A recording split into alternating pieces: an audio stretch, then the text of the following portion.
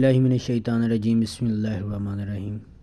अस्सलामु अलैकुम वरहमतुल्लाहि वबरकातुहू। उम्मीद करता हूँ सब स्टूडेंट्स खैरियत से होंगे। तो आज हम स्टार्ट करने जा रहे हैं 10th class mathematics chapter number 8 से लेके चैप्टर नंबर 13 तक। मोस्ट इम्पोर्टेंट चीज़ें करनी है और बहुत ज़्यादा नहीं है, चंद एक पेज है। चैप्टर नंबर 8 फर्स्ट डेफिनेशन हमारे पास define Pythagoras theorem. Right angle triangle हाइप का square is equal to base का स्क्वायर प्लस परपेंडिकुलर का स्क्वायर। नीचे अगर एक right angle triangle draw करें, ऑलरेडी अगर ये दूसरे क्वेश्चन में देखेंगे तो वो ड्रा है। इसमें वो कहता है जो बड़ी साइड होती है उसको हम बोलते हैं हाइप, और जो नीचे बेसमेंट पे होती है उसे हम बोलते हैं बेस, और जो साइड पे होती है स्ट्रेट होती है उसे बोलते हैं परपेंडिकुलर। किसी भी राइट एंगल ट्राई एंगल के अंदर हमारे पास जो हाइप होती है उसका अगर स्क्वायर लें, बाकी दोनों के स्क्वायर और उसके सम के इक्वल होती है। मतलब एच का स्क्वायर लें, वो इक्वल होता है पी का स्क्वायर प्लस बी का स्क्वायर। ये डेफिनेशन हमारे पास पाइथागोरस थ्योरम की।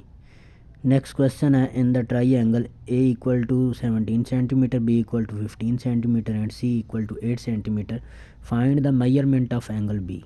हमें ए बी सी साइड्स दी हुई हैं और कहते हैं कि बी एंगल फाइंड करो। तो सबसे पहले तो हम ये देखते हैं किसी भी राइट एंगल ट्राई एंगल के अंदर कि जो साइन थीटा होता है हमारे पास, साइन थीटा होता है perpendicular over hype. Cos theta होता है हमारे पास बी बेस ओवर हाइप, और जो टेन थीटा होता है हमारे पास वो होता है P over B perpendicular over base. इसको याद रखने का तरीका, साइन, तो साइन थीटा पाकिस्तान हमारा है, और अगर कोस थीटा की बात की जाए बांग्लादेश हमारा है। टेन थीटा के पाकिस्तान और बांग्लादेश दोनों ही हमारे हैं। तो एंगल बी फाइंड करने के लिए हम फार्मूला यूज़ करेंगे कोस थीटा। कोस थीटा हमें पता है वो किसके इक्वल होता है, बांग्लादेश हमारा है। अब थीटा की जगह पे हमने कौन सा एंगल मेजरमेंट करना है, एंगल में measurement of angle B find करना, तो इसलिए हम यूज़ कर देंगे कि कोस बी। कोस बी हमने यूज़ किया इज़ इक्वल टू, क्योंकि हमें पता है जो कोस थीटा होता है वो होता है बी ओवर एच, बांग्लादेश हमारा है। अब बी वाली जगह पे जो वैल्यू गिवन है वो आपने पुट कर देनी है। बी की जगह पे हमारे पास बेस पे 8 सेंटीमीटर है, ओवर हाइप पे वैल्यू देखो कितनी है, 17 सेंटीमीटर है। तो ये हमने वैल्यू पुट कर दी। Cos B is equal to 8 को जब 17 पे डिवाइड करेंगे तो ये आएगा 0.470। अच्छा, कोस इधर सिंपल है, दूसरी साइड पे जाएगा तो इन्वर्स बन जाएगा। तो angle B is equal to जब 0.470 का कोस इन्वर्स लेंगे तो हमारे पास बनेगा 61.9 डिग्री। इसी तरह हम एंगल बी को फाइंड कर सकते हैं। नेक्स्ट है हमारे पास चैप्टर नंबर 9 और 10 इकट्ठे हैं। फर्स्ट डेफिनेशन है define sector of the circle. The plane figure bounded by 2 radius and arc is called sector of the circle. किसी भी सर्कल का सेक्टर क्या होता है, अगर वो 2 रेडियस और बाउंड्री से एक आर्क ली जाए उसके दरमियान वाला एरिया। ये हमारे पास कोई सर्कल है, हमारे पास कोई सर्कल है। हमें पता है कि सेंटर से लेके किसी भी पॉइंट तक का जो डिस्टेंस होता है वो एक रेडियस बनाता है, और वो कहता है कि 2 रेडियस ले लेने हमने, और उनके दरमियान वाला जो डिस्टेंस बनेगा वो हमारे पास सेक्टर होता है। अब देखेंगे तो बाउंड्री से एक आर्क भी इसके साथ शामिल हो रही है, इतनी बाउंड्री भी यूज़ हो रही है। तो ये जो दरमियान वाला हिस्सा है ये एक सेक्टर बनाता है। नीचे एग्जाम्पल में उसकी डायग्राम बनाई गई है। Define circle and circumference. Locus of the moving point P from the some fix point is called circle. किसी फिक्स पॉइंट से एक मूविंग पॉइंट की जो लोकस होगा उसको हम बोलेंगे कि ये सर्कल है, और किसी भी सर्कल की जो बाउंड्री होती है ये ऊपर वाली, इसको हम सर्कमफेरेंस बोलते हैं, और सर्कल का जो सर्कमफेरेंस होता है वो होता है 2 पाई आर, इसको स्मॉल आर लिखा जाता है। नेक्स्ट है जी हमारे पास पेज नंबर 2 है हमारे पास। G define chord of the circle. Straight line joining by 2 points of the boundary of the circle is called chord of the circle. एक ऐसी लाइन जो सर्कल की बाउंड्री को मिलाती है दो साइड से, लेकिन उसके लिए एक शर्त ये है कि वो उसके सेंटर से ना गुजरे, तो इसको हम बोलते हैं कॉर्ड। मतलब बाउंड्री को टच तो करे इंटरली, अंदर वाली साइड पे बाउंड्री को टच करे, लेकिन वो सेंटर से ओरिजिन से ना गुजरे, ये होता है chord of the circle. Diameter of the circle क्या होता है? Straight line joining by 2। Chord और डायमीटर में यही फ़र्क है कि जो डायमीटर वाली लाइन होती है वो सेंटर से नहीं गुजरती, लेकिन जो डायमीटर होती वो एक ऐसी लाइन है जो सर्कल की बाउंड्री को आपस में मिलाती है, लेकिन वो ओरिजिन से होके गुजरती है। या इसको और भी कह सकते हैं कि अगर हम रेडियस का डबल लें तो वो हमारे पास डायमीटर बनता है। And the half of diameter of circle is called radius. तो हमने क्या लिखना है? एक ऐसी स्ट्रेट लाइन जो दो पॉइंट्स, बाउंड्री के दो पॉइंट्स को आपस में जोड़ती है और ओरिजिन से गुजरती है। Define major and minor arc. An arc which is greater than the semicircle is called major arc. An arc which is less than the semicircle is called.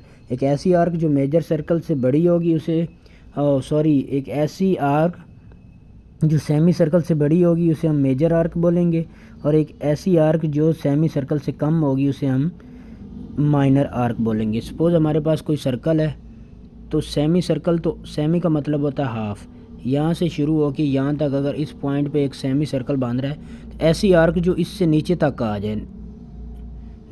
जाए तो उसे हम मेजर आर्क बोलेंगे। लेकिन एक ऐसी arc जो इस सर्कल के पीछे पीछे तक रहे, छोटी होगी, तो उसको हम बोलेंगे कि ये माइनर आर्क है। नेक्स्ट डेफिनेशन हमारे पास define circular area. All space inside of the circle is called circular. एक सर्कल का एरिया क्या होता है? जो चीज़ बाउंड्री के अंदर अंदर आ रही है वो सारा सर्कल का एरिया है। इसको पाई आर स्क्वायर भी लिखते हैं कि sir area of circle is equal to pi R square. Next definition है write the formula to find the area of the circle. Area of the circle is equal to pi R square. Define tangent to the circle. एक ऐसी line जो किसी भी circle को बाहर से touch करे किसी एक पॉइंट से, तो उसको हम बोलते हैं कि ये टेंजेंट लाइन है। Straight line which touch the boundary of the circle at the single point. किसी एक पॉइंट पे बाउंड्री को बाहर वाली साइड से टच करेगी तो उसको हम बोलते हैं कि ये टेंजेंट लाइन है। नेक्स्ट है हमारे पास, बस चैप्टर नंबर 8, 9, 10 इतना ही करना था। अब चैप्टर नंबर 11, 12 और 13 की इंपॉर्टेंट चीज़ें हैं। बस 2-3 डेफिनेशन ही हैं। Define circumscribe angle. The angle subtended bye an arc of the circle from its circumference is called circumscribe angle. एक सर्कल है पूरा का पूरा, उसका सर्कमफेरेंस जो 2 पाई आर है, अगर इसके ऊपर कोई एक आर्क ले लें, ये आर्क ले ली, इससे जो एंगल हमें मिलेगा उसको हम बोलेंगे, ये इतनी सारी हमने आर्क ली, इसको भी ओरिजिन से मिला दिया, इधर से भी मिला दिया, इससे हमारा जो बनने वाला जो एंगल थीटा होगा उसको हम बोलेंगे कि ये सर्कमस्क्राइब एंगल है। Define inscribe circle. The circle which touch the 3 side of the triangle internally. ये इधर डायग्राम ठीक नहीं बनी हुई, हमने एक ट्राईएंगल बनानी है और उसके अंदर सर्कल को इस तरह बनाना है कि वो इस ट्राईएंगल को अंदरूनी तौर पे तीनों साइड पे टच करे, तो इसको हम बोलते हैं कि ये इनस्क्राइब सर्कल है। Define the inscribe circle. The circle which the 2 side of triangle internally and 1 side externally is called inscribe circle. Inscribe circle कौन सा होता है?